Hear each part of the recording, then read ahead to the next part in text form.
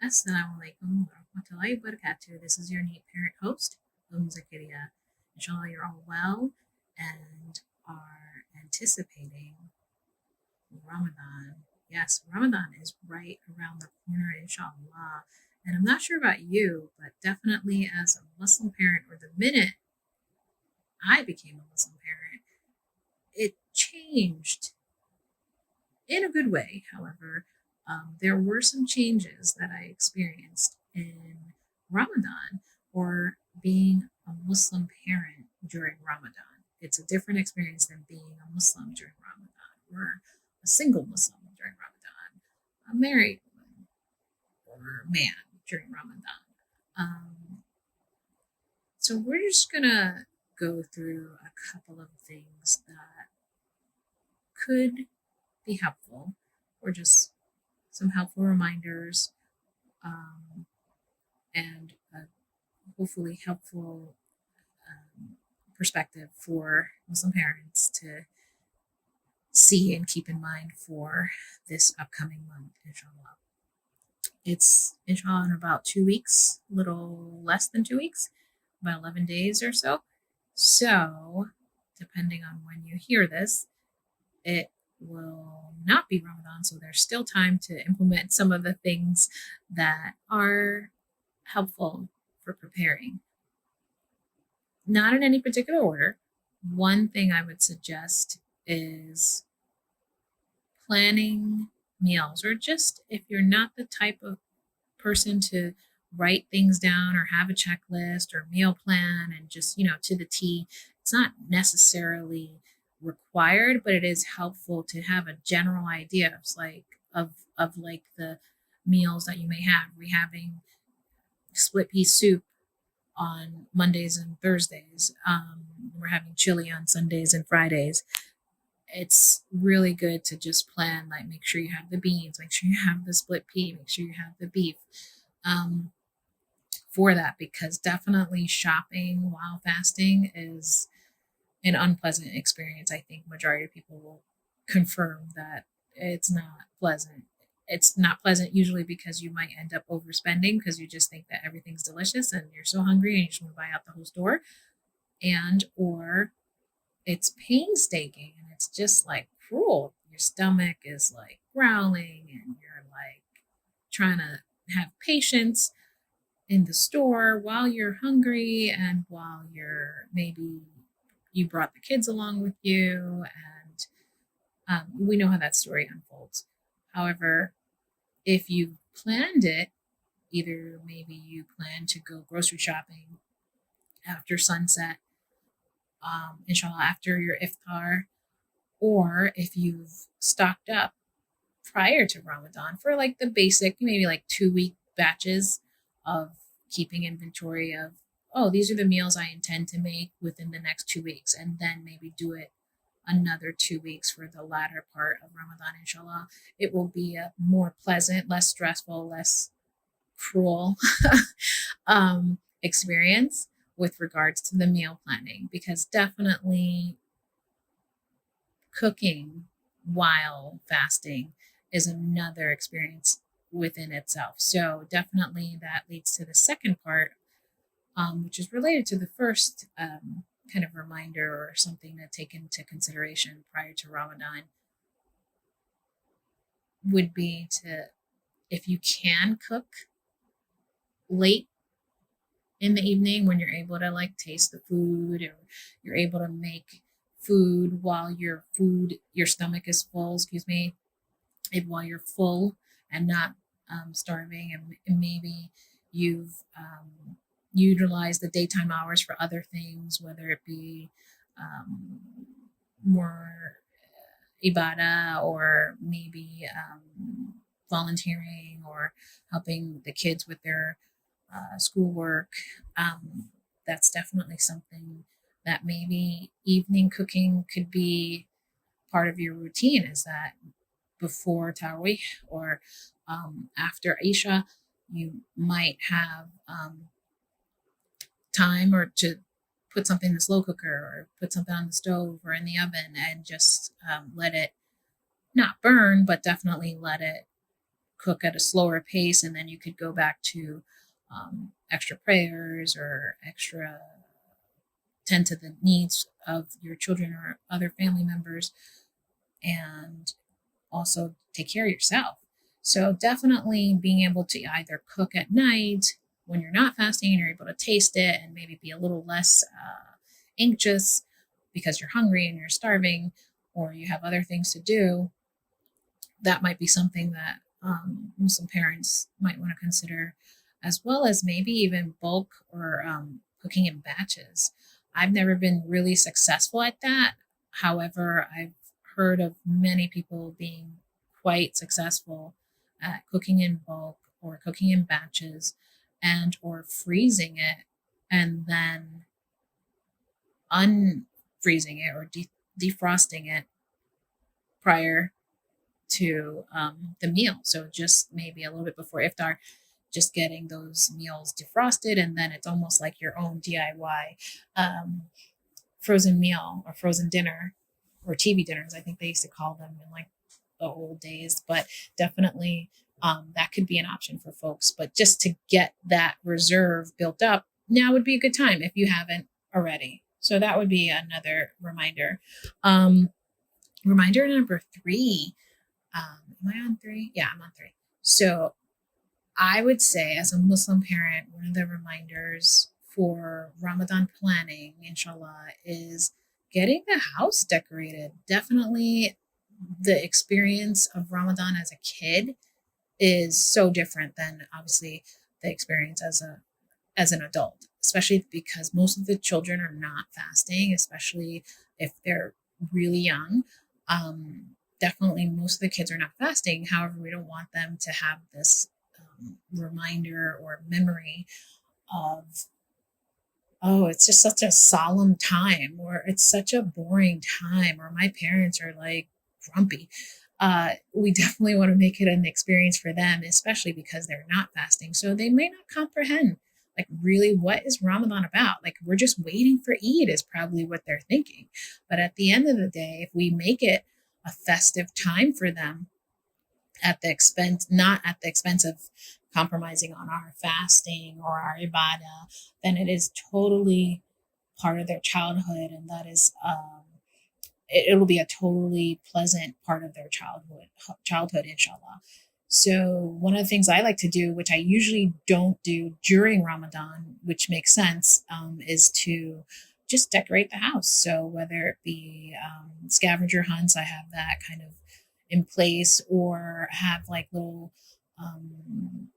we'll have like a countdown, so in the form of, and getting them involved in making the decorations or putting them up if you just buy them. Sometimes some years I'll just go and buy a whole bunch of balloons and a whole bunch of little party bags and fill them with different things so that every night they have something different to look forward to. And sometimes it's something simple. I'll just put a piece of paper in there and it'll say, okay, today we're going to give zakat. And they just look forward to, like, what is it going to say every day? And the next day it could be a piece of candy or a little, sometimes at like those party stores or party supply stores, or sometimes even at those like big chain stores like Target, they have the section where they have like little trinkets where you could get little things or little toys or little favors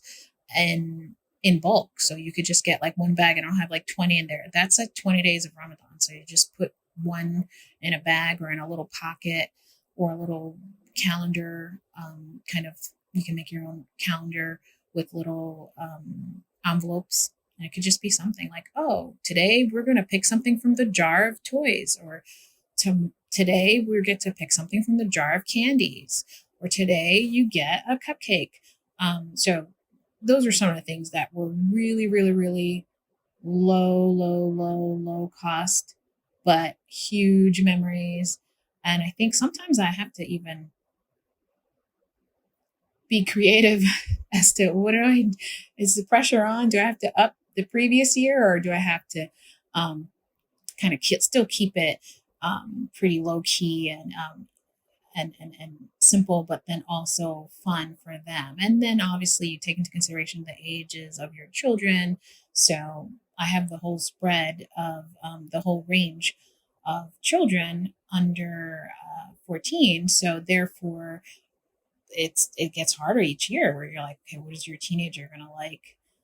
What are some of the things you can put into their little pockets or envelopes that they get every day? Usually it's money, or it's like, okay, go get 25 cents from the jar, or go get $1 from the jar. And then also on another day could be give zakat. So we have a zakat jar that we have, especially during Ramadan, and then outside of Ramadan, it's just a regular. It doesn't look as like dazzled as the Ramadan zakat box.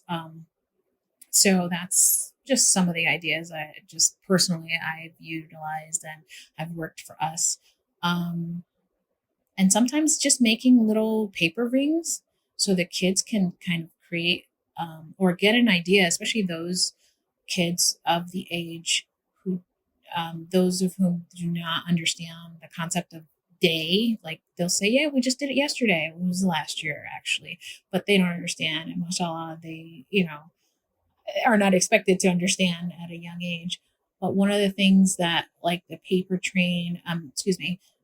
rings kind of just instill is just either patience and or math and or just kind of that concept of countdown until 8, and they pull off a ring every day, a paper ring which they made themselves, or if they have a bunch of balloons and maybe they pop one every day depending on your tolerance for noise. But I did that one year. We did 30 balloons on the wall, or depending on what you have in your house, fireplace or handrail of the staircase. So we did 30 balloons, and every day they popped one balloon. And then it was like, oh, there aren't any balloons. So it's not as decorative. But then it was also exciting because it meant that Eid is here or Eid is tomorrow, because there's just like one more balloon or there are no more balloons. So it was definitely an experience that I think they'll remember, my kids, but definitely something I want to share with other Muslim parents is that that was one of the very cheap DIY. I went to the Dollar Tree and got a pack of balloons, and there were 15 in there, so I had to get like two. Or there was one pack where it was like 30 balloons, but it was still $1. So definitely that was fun. Getting the decorations or getting the ideas ready, and also maybe putting the decorations up maybe like the day before Ramadan or that evening, or even having a countdown to the first day of Ramadan, which we're currently doing. My kids and I have that set up where mostly the youngest one is more interested. The older ones are like, oh, okay, because they'll be fasting, so they're not looking at it from that perspective. They're looking at it as a countdown starting Ramadan, the first day of Ramadan, as opposed to when is the first day of Ramadan. So, but the younger one is more interested in the countdown. However, with that, if you choose to do that, that can be part of the decorating process as well. Is this having a 1 week countdown until the first day of Ramadan, and then maybe starting a new type of decorative countdown until 8, and or just having them have something for their mini fasts or their half fasts, having them have something to look forward to, whether it be a little treat box that they get for to break their fast, or having something for them for sahur if they happen to want to wake up. Sometimes they do. Even you'll be surprised. Even at like 4, some kids are like, "Yeah, I want to wake up for sahur. What are you doing? I want to be there too. I get to eat oatmeal earlier. I eat oatmeal twice." They're usually not going to want to pass that up.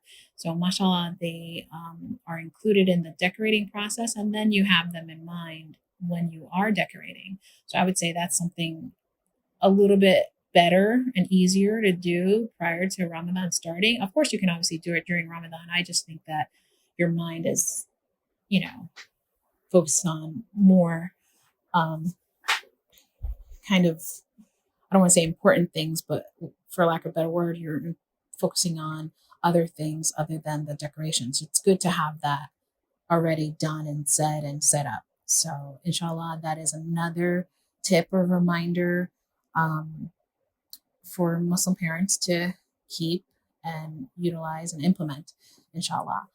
And I would say probably the fourth thing about Ramadan is, or Ramadan prep, is to maybe have an idea of the type of sadaqah and zakat you'd like to give. So if there's a particular organization you'd like to donate to, kind of have that ready instead of, or pre-plan, like, okay, I'd like to give, X amount to this particular organization this week, the first week of Ramadan, and then the second week, and maybe have a schedule of how you want to disperse your sadaqah, because that's definitely, I mean, everyone knows, so the deeds are multiplied um, greatly in Ramadan. So, inshallah, I don't know which Muslim would not want to multiply their good deeds and their hasana. So, inshallah, that is something that by planning in advance, you could, feel a little less stressed out about it or not forget about it, actually. That could be another thing that could happen. And this is more of a preventive um, suggestion, inshallah. So, with that, and then probably number 5 would be planning Eid. A lot of people don't think about it, and I know I've been there personally, and I know I've seen other Muslim parents at Target last minute, the 29th day of Ramadan, and we're like frantically either looking for an outfit or frantically looking for presents or both, all of the above, food, decoration, cupcakes, cake, um, cake icing, just like, yeah. So definitely planning for Eid is part, ironically, part of the pre-planning for Ramadan, because you really, really want to make sure, that you're so focused and that it's still Ramadan. So, like, we should still be increasing our ibadah. We should still be doing all the wonderful things that we seek and we seek in the month of Ramadan, as well as, inshallah, benefit from during the month of Ramadan. So we can prepare for Eid. Inshallah, we will all see Eid and we'll all see many more Ramadans.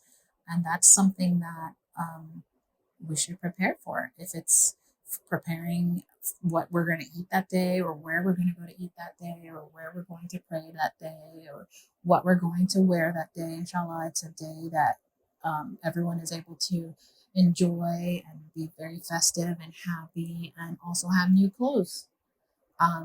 So definitely, if you can, prepare for what you're going to wear, what your kids are going to wear, what your spouse is going to wear, what you're going to eat, where you're going to eat, if you're going to eat, where you're going to pray, if you're going to pray at a particular location. Finding out where that location is also part of it, but definitely finding out where you'll pray is part of the planning for Eid.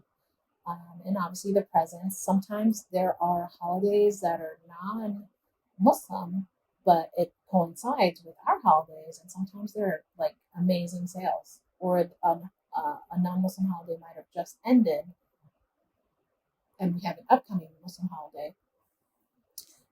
You can benefit from the sale. So I definitely like to think about it that way. That sometimes you can actually benefit from the sales. Like right now, there are, I think, 2 or 3 non-Muslim holidays, and there are so many sales going on. So that could be part of your pre-Ramadan planning, is to plan for the Eid or plan for the presents that, inshallah, you will give your kids and your spouse, and maybe even yourself. I'm not sure if folks do that. I definitely don't do that, but I might try that once. But inshallah, the gifts that you buy for your family and friends or friends is cheaper, because there are, this particular year, there are other holidays that are non-Muslim holidays, but they have obviously sales for, the popular kind of non-Muslim or Christian or Jewish holidays that are around this time, closer to Ramadan this year and Eid. So I would say those would be 5 tips. Let me know if you can think of any more, would like to add or comment. Definitely, inshallah, it will be a less stressful year as a Muslim parent, and all of the goals will be met, inshallah, and all of the hasana will be obtained, inshallah, and that we have memorable experiences for our children and ourselves. Okay, until the next episode. Assalamu alaikum wa rahmatullahi wa barakatuh.